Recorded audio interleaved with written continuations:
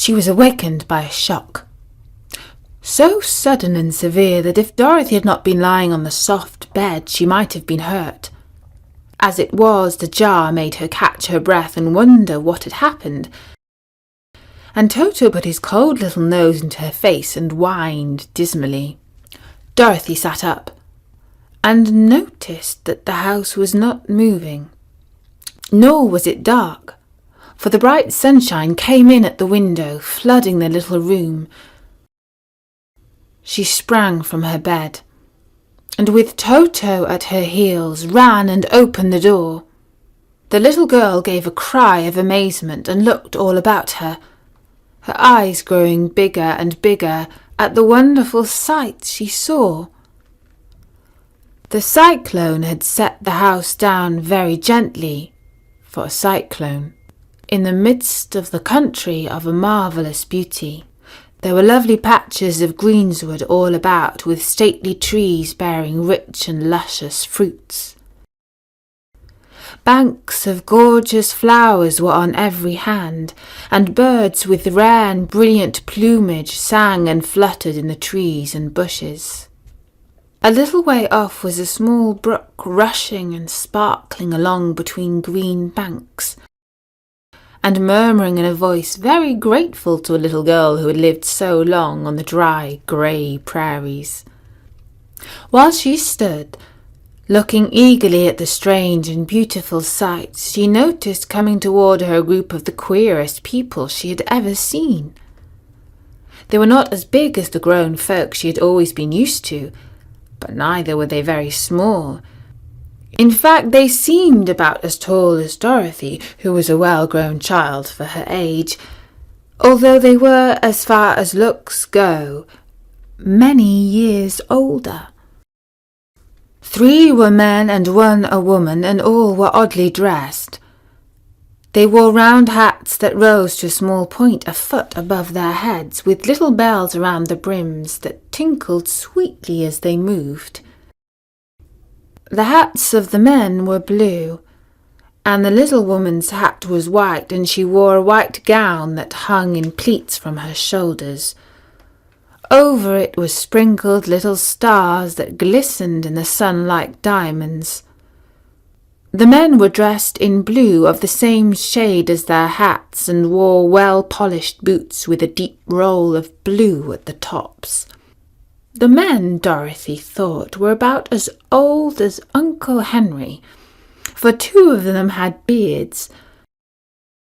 But the little woman was doubtless much older.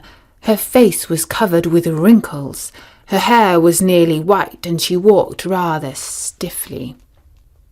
When these people drew near the house where Dorothy was standing in the doorway, they paused and whispered among themselves as if afraid to come farther.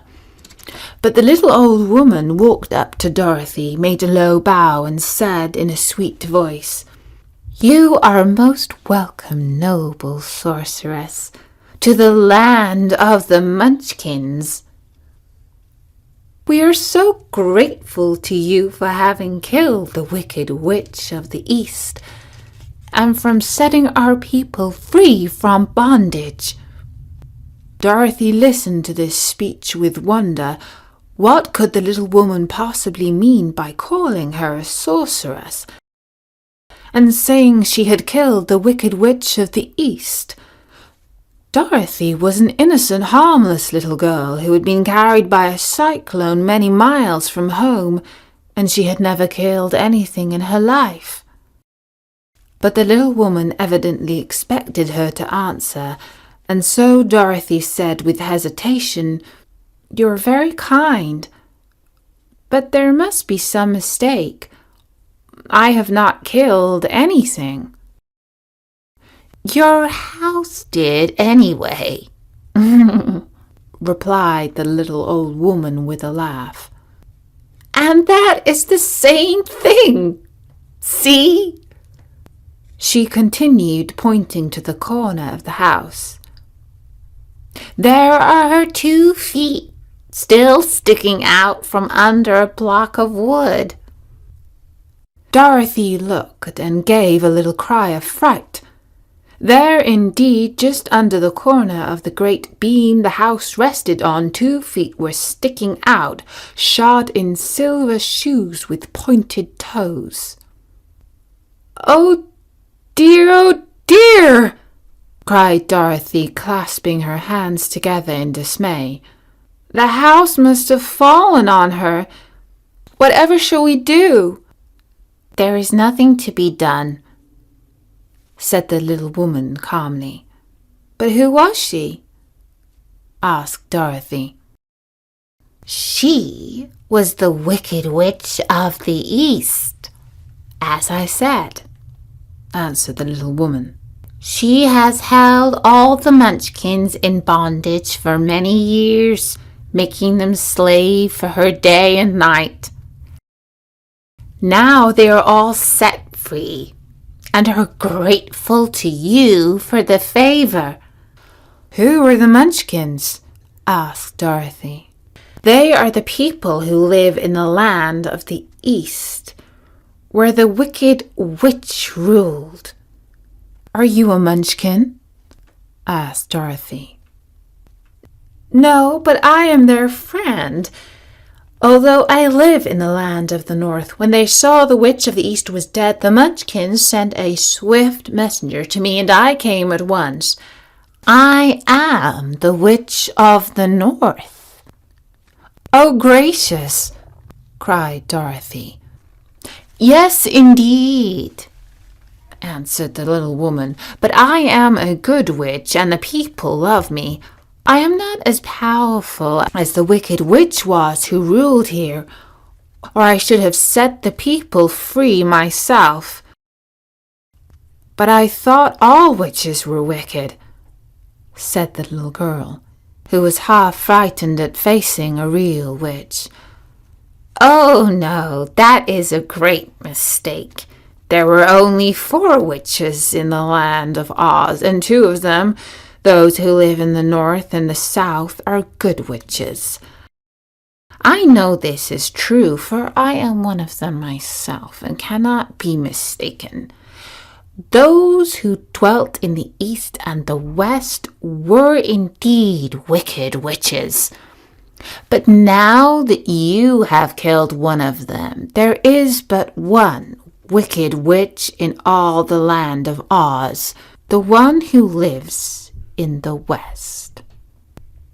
"But," said Dorothy after a moment's thought, "Aunt Em has told me that the witches were all dead years and years ago." "Who is Aunt Em?" inquired the little old woman. "She is my aunt who lives in Kansas, where I come from." The Witch of the North seemed to think for a little time, with her head bowed and her eyes upon the ground. Then she looked up and said, "I do not know where Kansas is, for I have never heard of that country mentioned before. But tell me, is it a civilized country?" "Oh, yes," replied Dorothy. "Then that accounts for it. In the civilized countries, I believe there are no witches left, nor wizards, nor sorcerers, nor magicians. But you see, the land of the Oz has never been civilized, for we are cut off from all the rest of the world. Therefore we still have witches and wizards among us." "Who are the wizards?" asked Dorothy. "Oz himself is the great wizard," answered the witch, sinking her voice to a whisper. "He is more powerful than all the rest of us together. He lives in the City of the Emeralds." Dorothy was going to ask another question, but just then the Munchkins, who had been standing silently by, gave a loud shout and pointed to the corner of the house where the Wicked Witch had been lying. "Let Dorothy go to the City of Emeralds." "Yes," answered the child, looking up and drying her tears. "The great wizard I told you of. Is he a good man?" inquired the girl anxiously. He is a good wizard. Whether he is a man or not I cannot tell, for I have never seen him. How can I get there? Asked Dorothy. You must walk. It is a long journey through a country that is sometimes pleasant and sometimes dark and terrible. However, I will use all the magic arts I know of to keep you from harm. The road to the City of Emeralds is paved with yellow brick, said the witch, so you cannot miss it. And when you get to Oz, do not be afraid of him, but tell your story and ask him to help you. The three Munchkins bowed low to her and wished her a pleasant journey, after which they walked away through the trees. The witch gave Dorothy a friendly little nod, whirled around on her left heel 3 times, and straightway disappeared, much to the surprise of little Toto, who barked after her loudly enough when she had gone, because he had been afraid even to growl when she stood nearby. But Dorothy, knowing her to be a witch, had expected her to disappear in just that way, and was not surprised in the least. Thank you for watching this video. Please like, share and subscribe to the channel to see the latest videos. Thank you.